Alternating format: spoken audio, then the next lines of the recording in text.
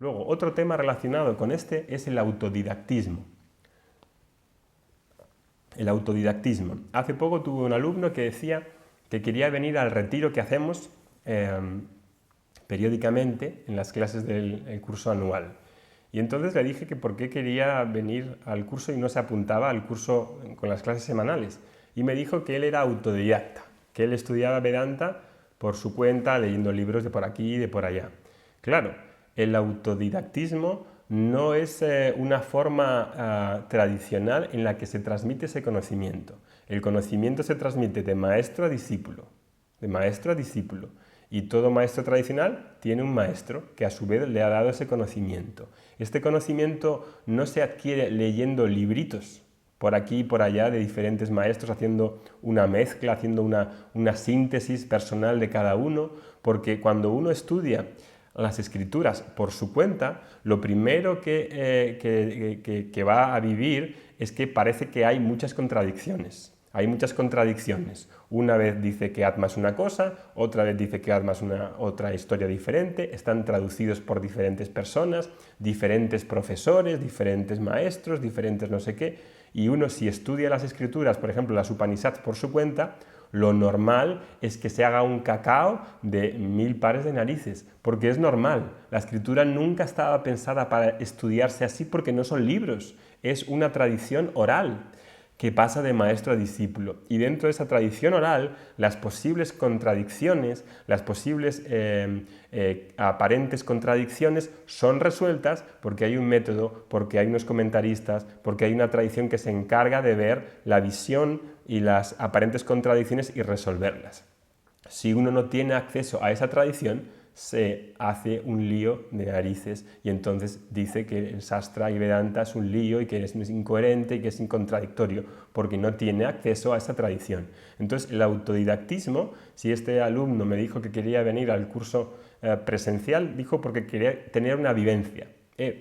Si el alumno sigue por su cuenta y es autodidacta, ¿para qué nos llama? ¿Para qué se pone en contacto conmigo? ¿Por qué no sigue estudiando por su cuenta? Porque así no funciona. Si uno quiere estar conectado con una tradición, ha de seguir el método que ya funciona, que ya ha funcionado para muchas generaciones, que en el momento que dice que el alumno que falta esto, que falta lo otro, que él va a añadir lo otro, que su opinión sobre el Vedanta es esta, ahí para, porque ya ha dicho suficiente. En el momento que uno añade cosas innecesarias, es una visión suya particular que nace desde una visión en la que no tiene la visión completa, en la que está añadiendo cosas porque él quiere, no porque la tradición lo necesite. En la tradición no hay nadie especial. Este conocimiento es pasado de una persona a otra, no se cree especial por eso, no hay nadie especial en la tradición, son personas comunes que tienen un interés común y pasan este conocimiento de unos a otros. Y hay un grupo de personas que quiere hacer ese trabajo. No es que uno vaya por libre y estudie por libre un sitio por aquí, otro sitio por allá, coja otro libro por aquí y haga su potaje. No, no funciona así. Y mi experiencia con eso es que ese tipo de alumnos no van a ser capaces de colocarse nunca como alumnos, porque para ellos es muy difícil ponerse como alumno y aceptar que tienen cosas que aprender. Ver nuestros errores y ver dónde fallamos, a algunas personas no les sienta bien, parece que uno se está metiendo con ellos. Y aquí cuando empiezo a dar estas clases, y ya llevamos en la clase 6, y la cosa empieza a ponerse un poco más difícil porque empieza a hablar de nosotros, empieza a hablar de cuestiones personales, empieza a hablar de cuestiones particulares, de creencias que hemos podido estar cultivando durante muchos años, uno parece que va a irrumpir y su ego va a saltar y va a decir: está bien ya eso, ¿cómo te puedes meter con la meditación? ¿Cómo te puedes meter con el asana? Mi intención no es meterme con el asana, ni con la meditación, ni con nada de eso. Mi intención es presentar este conocimiento y si en ese desenvolver del conocimiento alguien se siente ofendido, desde luego que no es mi intención. No es mi intención que nadie se sienta, que haya alguien que se sienta ofendido, al revés, justo lo contrario. Pero uno tiene que ponerse en una situación de objetividad y de ver las cosas y de entender esas cosas y de cuestionar lo que sabe hasta ahora, cuestionar lo que ha hecho hasta ahora para ver si hay algo que puede estar equivocado, para ver si hay algo que puede corregir Y ese tipo de corazón, como decíamos, el Hridaya Granta, ese nudo en el corazón, uno cuando da el paso a estudiar Vedanta, si quiere hacer ese trabajo, tiene que tener esa capacidad, ese valor, ese coraje para asumir que no es una crítica personal, sino es una crítica que estamos haciendo a un conjunto de creencias y de falacias que, mientras que no las quitemos, siguen manejando nuestra vida y la búsqueda nunca termina. Ese es el cuarto punto. El último punto tiene que ver con que el conocimiento del Vedanta es mental. Y esto sobre todo por las variaciones que hay desde hace un tiempo de Neo-Vedanta, el nuevo Vedanta, como si hubiese necesidad de crear una nueva escuela de Vedanta. Este conocimiento en el Neo-Vedanta dice algo parecido al Vedanta, pero en el Neo-Vedanta aparece como todo un poco como muy disperso. No hay un método, no hay una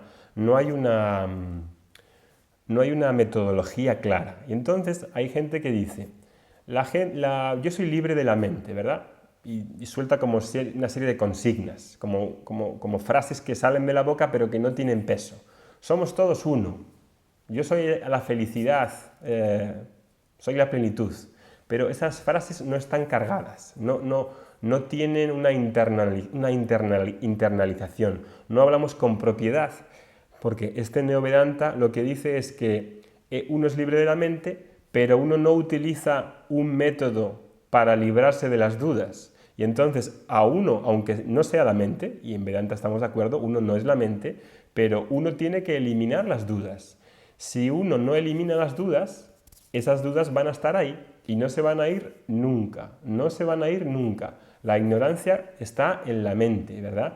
Y hay que tratarla para que esas dudas que están en la forma de pensamientos, que están en la forma anidada de pensamientos, las tratemos con otros pensamientos para que se puedan contrarrestar y eliminar, y se puedan reducir, y se puedan ver lo que son. Es decir, que trabajamos en el mismo nivel. Entonces, cuando hablamos de que el conocimiento es mental, pues obviamente, claro que el conocimiento es mental. El conocimiento de Vedanta es mental y el conocimiento de cualquier otro conocimiento es un conocimiento mental. El conocimiento siempre se da en la mente. No hay otro sitio donde se dé el conocimiento que no sea la mente. Esto también es muy interesante de ver porque si uno tiene esta consigna de que el conocimiento espiritual no es mental y es otro tipo de conocimiento que no se sabe muy bien qué es, entonces lo que se suele hacer es que uno se aproxima al Vedanta con una actitud un poco de sospecha, de suspicacia. Y entonces aquí lo vemos y es muy frecuente este tipo de aproximación, de entendimiento. Uno cree, por ejemplo, que imaginaos el caso, que uno quiere aprender física. Y para aprender física le dicen que puede meditar. ¿Por qué? Meditando va a conseguir conocimiento de física. Imaginaos entonces las universidades donde se imparte física. Instalarían unas aulas a oscuras, con unos sillones de meditación, las sillas de meditación, y todo el mundo se matricularía en física o en matemáticas, iría a la sala de meditación de física, nos sentaríamos todos, nos pondríamos en meditación y muy serios, eso sí, empezaríamos a meditar para obtener el conocimiento de física. Muy serios. Eso sucede así. El conocimiento de física, para que se dé, necesita una mente donde se dé el conocimiento, un profesor, un medio de conocimiento y una mente que esté preparada para recibir ese conocimiento. El conocimiento, el autoconocimiento no es un conocimiento diferente. Y también vemos aquí, cuando uno tiene una aproximación así como, digamos, de misterio, de espiritista, cuando uno va a ver, por ejemplo, a algunos maestros. Por ejemplo, yo he ido a ver a algunos maestros de vida, que se llaman maestros de vida. Uno va a ver un maestro de vida, que dicen que es un maestro, y normalmente estos maestros, algunos de ellos, suelen tener como una especie de halo místico, de secretismo alrededor. Uno va allí a verlos, ¿verdad? Y la gente no hace muchas preguntas, están en silencio. Y es verdad que estos maestros de vida, carismáticos, rodeados como de enigma, de misterio, tienen un trabajo a hacer, tienen un trabajo que hacer, no es un timo, tienen un trabajo que hacer. Uno se coloca en su presencia y puede tener cierta paz, se contagia esa paz, pero esa paz no es aprendizaje, esa paz no tiene un momento inicial y final, se acaba. Es decir, que podemos estar en paz mediante lo que dura su visita. Pero generalmente en esos ambientes no se suele preguntar, no hay enseñanza, no enseñan en realidad. Pueden dar un abrazo y quitar una dolencia, pueden hacer algún tipo de trabajo, pueden bendecirnos, pueden darnos su bendición, y la bendición es muy importante para que tengamos buenos karmas, pueden darnos un mantra, pueden generarse buenos karmas, pero por lo general no hay enseñanza. Ahora imaginaros, en ese caso en el que uno va a aprender matemáticas de un profesor y va el profesor de matemáticas con esta actitud mística de que el conocimiento es mental. Y va el profesor de matemáticas y le hace una máscara, le hace puya, le pone las flores y le dice que le dé sus bendiciones para aprender matemáticas. ¿Sí? Le puede dar sus bendiciones para aprender matemáticas, pero la bendición no va a hacer que aprenda matemáticas. Tendrá que estudiar matemáticas y hacer un estudio serio para aprender matemáticas. Imaginad que uno llega allí, el profesor de matemáticas, y empieza a meditar sobre el profesor de matemáticas. Se pone muy serio allí en la clase y empieza a meditar en el profesor de matemáticas, como podía meditar en un gurú.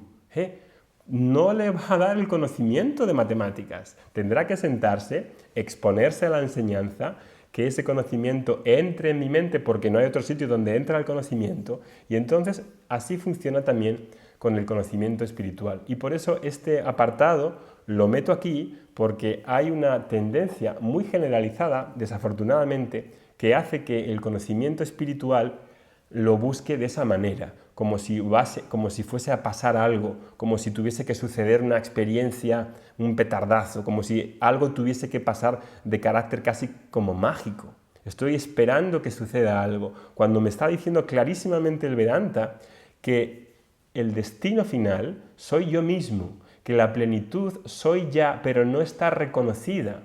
Y por lo tanto, ese petardazo, esa experiencia que estoy esperando, ese acontecer que estoy esperando, es por una clara falta de discernimiento de cuál es el problema fundamental y cuál es la naturaleza de la liberación y cuál es la naturaleza de moksha. Si no he entendido lo que es moksha, entonces espero que moksha sea un evento en el futuro en el que me libere de este sentido de deficiencia. Cuando clarísimamente en Vedanta me está diciendo que ese sentido de deficiencia está centrado en mí por no conocerme y que necesito un instrumento que me remueva la ignorancia que me hace sentir esa separación. Y cuando remueve la separación en forma de ignorancia, la naturaleza mía, que es la plenitud, está ahí disponible, esa paz está disponible, esa plenitud está disponible ahora. No tengo que crear ningún tipo de experiencia especial.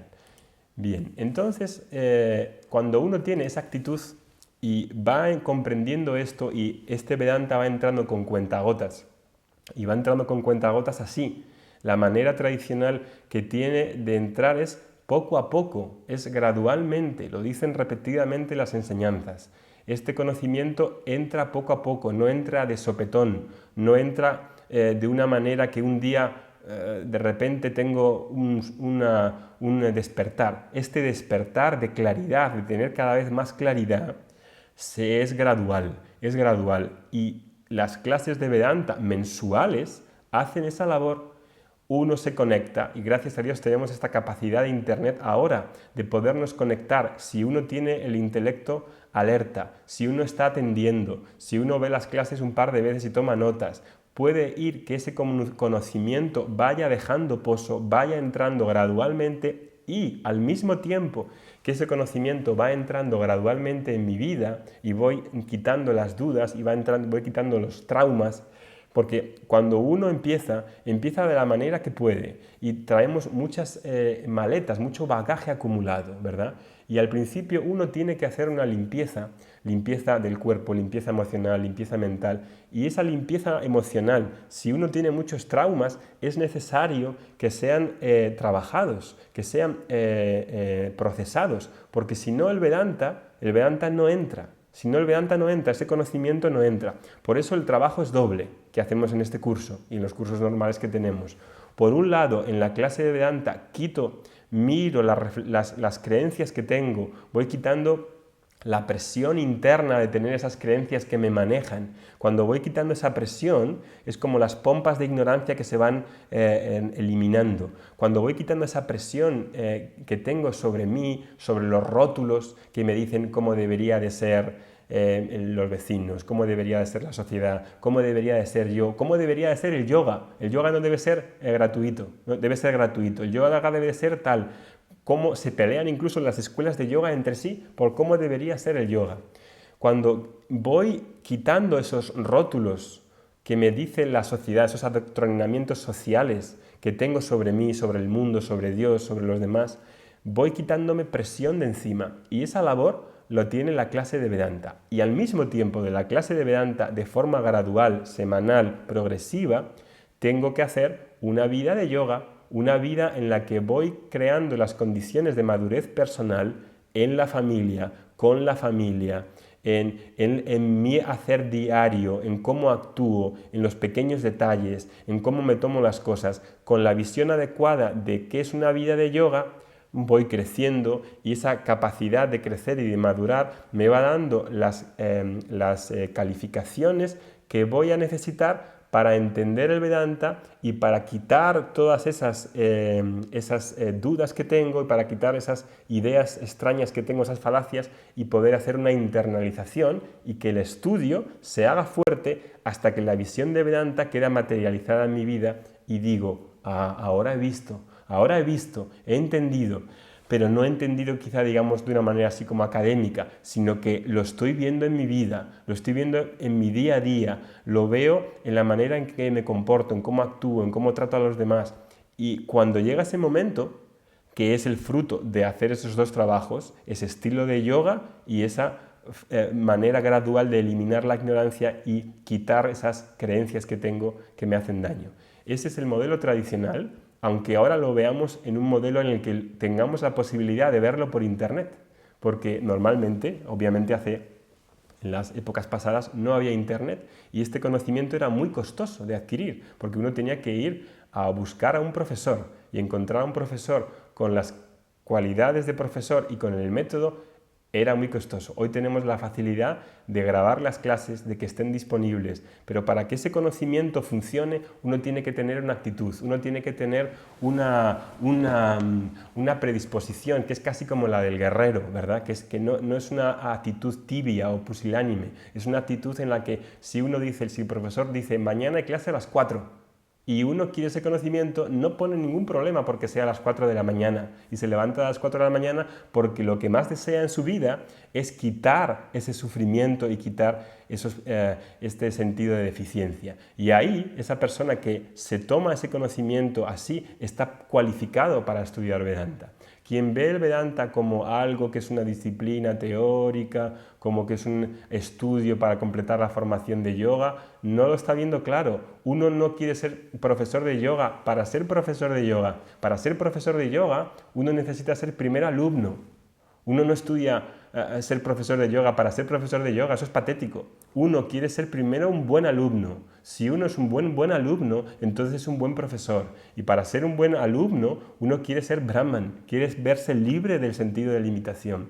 Y desde ahí es como se puede hacer una formación de yoga. No porque la formación de yoga me vaya a hacer mejor persona. Entonces, esto lo tenemos que tener claro y tenemos que tener claro que esta actitud ante el Pramana, ante el Vera, ante el Vedanta, es fundamental, porque si no la tengo, la veo como algo que no tengo tiempo. ¿Cómo que no tengo tiempo? Si lo que quiero fundamentalmente en mi vida es resolver ese problema. Si no tengo tiempo para resolver ese problema, ¿para qué otras cosas tengo tiempo? Si es lo más urgente. Es como cuando alguien me dice, pero Óscar, ¿tú por qué te fuiste a la India? ¿Por qué vas a hacer estos viajes a la India? ¿No tienes la sensación de que pierdes el tiempo? Precisamente, ¿quién eres tú para decirme eso? ¿Que te llevas mal con tu mujer? ¿Que cada uno de los dos hacéis cosas diferentes? ¿Vivís como en realidades opuestas? ¿Que estás fastidiado con tu trabajo? ¿Que tienes todos esos problemas? Y me dices a mí que ¿por qué pierdo el tiempo con elegir una meta que es entender cuál es el problema fundamental de la vida? Aunque uno no lo resuelva ni siquiera en esta vida, uno ha tomado la decisión adecuada de hacer precisamente lo que más merece ser la pena hecho, que es resolver ese problema de raíz y no estar dando vueltas, que eso sí que es perder el tiempo. Lo dejamos aquí y acabamos con el mantra. Om Purnamadav Purnamidam Purnat Purnamudachyate Purnasya Purnamadaya Purnameva Vashishyate Om Shanti Shanti Shanti.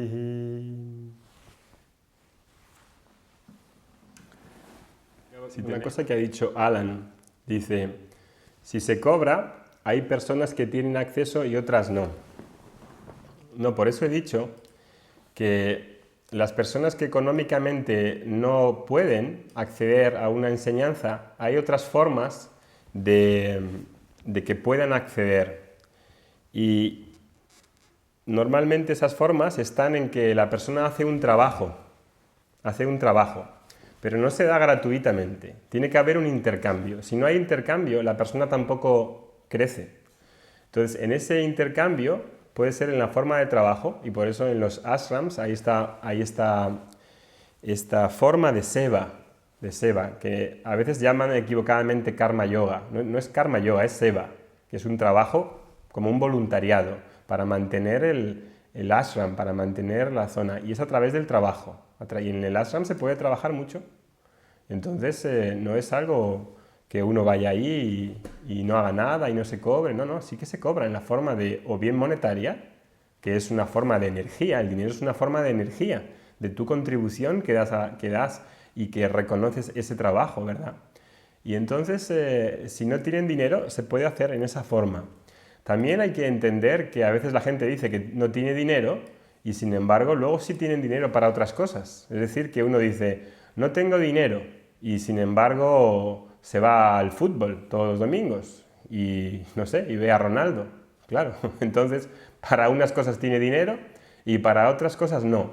Aquí lo que me gustaría hablar en una clase futura es que uno tiene que saber discernir y dar prioridad a lo que es importante en su vida. Si lo importante en su vida es aprender un curso de inglés, porque eso le va a garantizar un puesto de trabajo en el que va a ganar un poco más de dinero, su prioridad es su inversión en él mismo, es decir, en el curso de inglés. Eso es obvio. Lo que no tiene sentido es gastarse el dinero en un BMW que le cuesta mucho más de lo que puede pagar por su salario y se mete en una hipoteca de un coche que da un prestigio y de que da una clase y que con él puedes tener un prestigio social mayor y luego verse endeudado hasta las cejas por haberse comprado un coche de lujo, ¿no? Entonces uno tiene que saber en lo que invierte, si lo que invierte es bueno para él y tiene que saber ser generoso con él mismo en las cosas que realmente son importantes. Comprarse un bolso de, no sé, de Chanel por 500 euros para una persona que gana 800 euros al mes no es una prioridad. No es una prioridad, lo siento. No puede ser una prioridad. ¿Cómo puedes endeudarte por algo que no es prioritario? Porque no puede ser prioritario con ese salario, ¿verdad?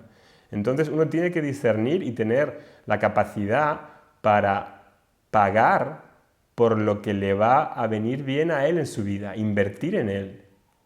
Y por ahí va la línea de tener el coraje de decir, pues pago por un psicoanalista 100 euros al mes.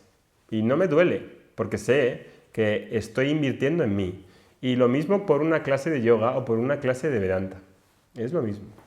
Las personas no tienen ni tiempo ni dinero para pagar conocimiento, pero para gastar en otras cosas mediocres les sobra casi siempre. Efectivamente, es lo que estaba diciendo. Es decir, que uno dice, es muy caro la clase de yoga, no puedo pagarla. Y luego, si uno examina en un examen suyo personal de conciencia, no porque se lo diga su profesor de yoga, no porque lo diga el profesor de Vedanta, si uno mira dónde prioriza su energía y su dinero, que también es una energía, uno tiene que saber dónde gastárselo, dónde a uno le hace bien en realidad. Y si uno tiene que invertir en un curso de inglés porque le hace falta, eso es lo que tiene que invertir y no invertir en un capricho. Aunque el capricho se lo puede dar y pueda disfrutar, pero uno tiene que tener las cosas claras y saber qué recursos son necesarios para el proyecto de vida que le gustaría tener. Y por eso no hay una separación entre la prosperidad y el mundo espiritual, porque uno necesita los recursos necesarios, financieros, para crear un estilo de vida conducente para manifestar su proyecto de vida. Y para eso se necesita dinero, y el dinero tiene un valor de transacción en la sociedad que es necesario. Y para eso hace falta dinero, y el dinero no es malo, no lo ha creado el demonio. Estas ideas uno tiene realmente que pensarlas y ver de dónde vienen, porque vienen yo creo que de otras partes, que no es de la cultura védica. Dice Pau, tengo dudas con respecto al yoga, nunca hice, pero si no entendí mal, se trata de una forma de vida.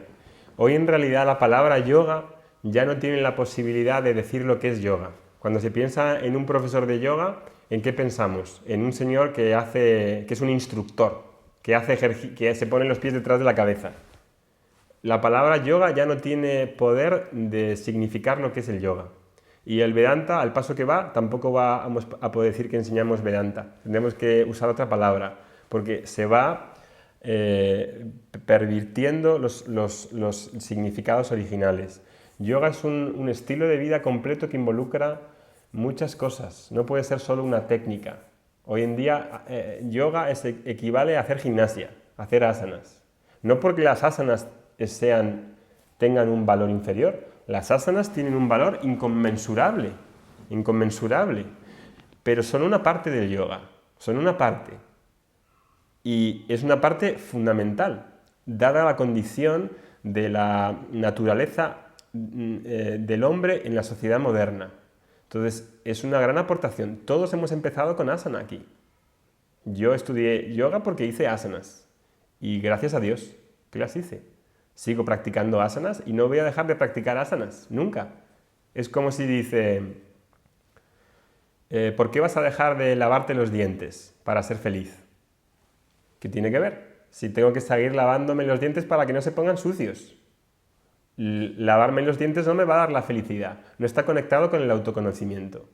Asanas, si no hago asanas, mi salud puede deteriorarse, mi cabeza a lo mejor se puede no ser quizá tan estable. Las asanas tienen un valor fundamental, pero no hay que confundir lo que me puede dar una cosa y mezclar todo y meter todo en una trituradora.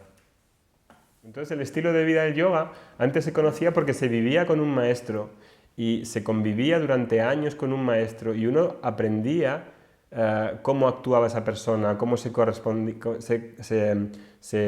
actuaba delante de otros. Había una energía a transmitir que esa visión se iba transmitiendo. Hoy en día vamos a una clase de yoga, 1 hora a la semana, nos vamos a nuestra casa y es como una actividad privada, esfera privada, que no tiene conexión con el trabajo, que no tiene conexión con la crianza de los niños, que no tiene conexión con nada, como si fuese algo aislado.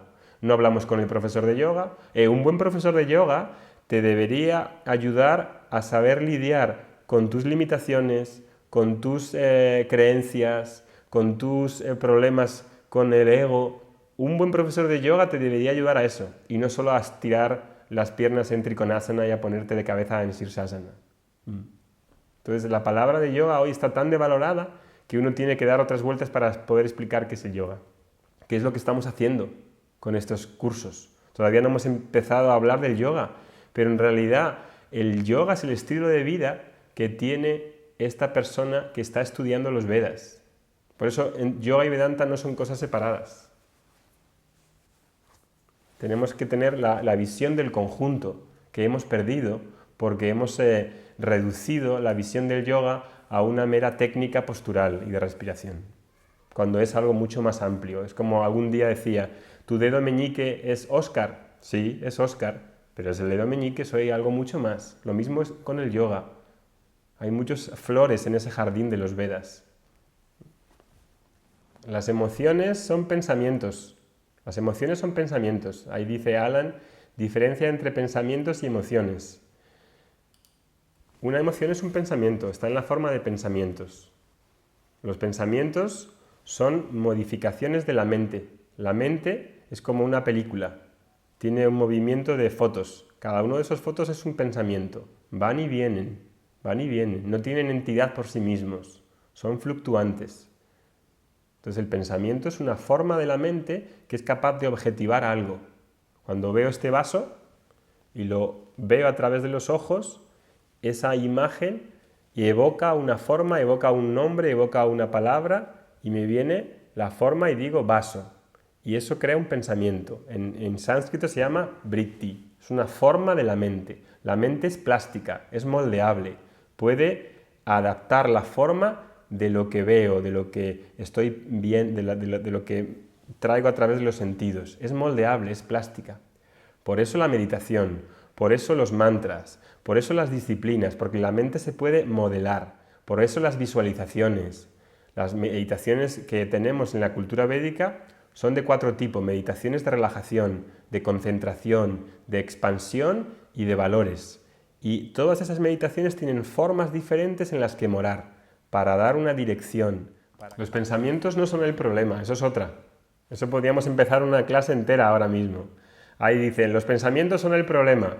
Hay que hostigar a la mente es el problema y hay que lanzarla con un látigo. La mente es la culpable, hay que eliminar los pensamientos, hay que reducirlos, como si fuera demonios. Los pensamientos es normal tener pensamientos. Imagínate que una persona que le duele la cabeza dice, va al médico y le dice, doctor, me duele la cabeza. Y el médico le dice, córtese la cabeza.